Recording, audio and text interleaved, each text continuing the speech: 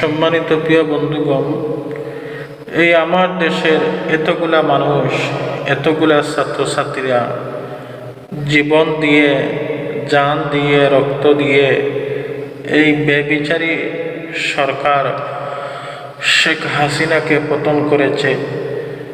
এই 24 জুলাই যোদ্ধারা পতন করেছে বেবিচারী এবং স্বৈরাচারী শেখ হাসিনাকে। তারা কি এই যে এতগুলা মানুষের জীবন দিল, রক্ত দিল, তারা কি শুধু একটি নির্বাচনের জন্য দিয়েছে? বলেন তো, এতগুলা মানুষের এই রক্ত দেওয়া, এই জীবন দেওয়া, এইগুলা আমরা দেখতে পারতেছি আজ বিফলে গেছে শুধুমাত্র একটি নির্বাচনের জন্যেই।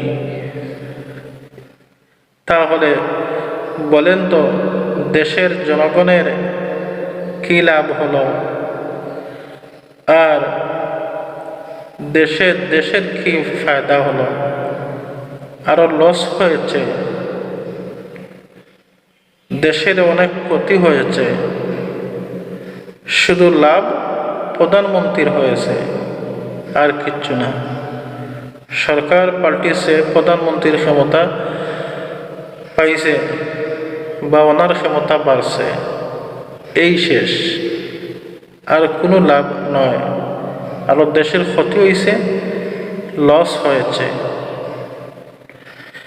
সম্মানিত প্রিয় বন্ধুগণ, দেখেন, বিএনপি নেতাখাতার আগে বলল যে সব সমাধান হচ্ছে নির্বাচন হলে দেশ শান্তি হয়ে যাবে, দেশে সুন্দর পরিবেশ আসবে, সমস্ত কিছু অপূরণ জিনিস পূরণ করবে এই বিএনপি সরকার।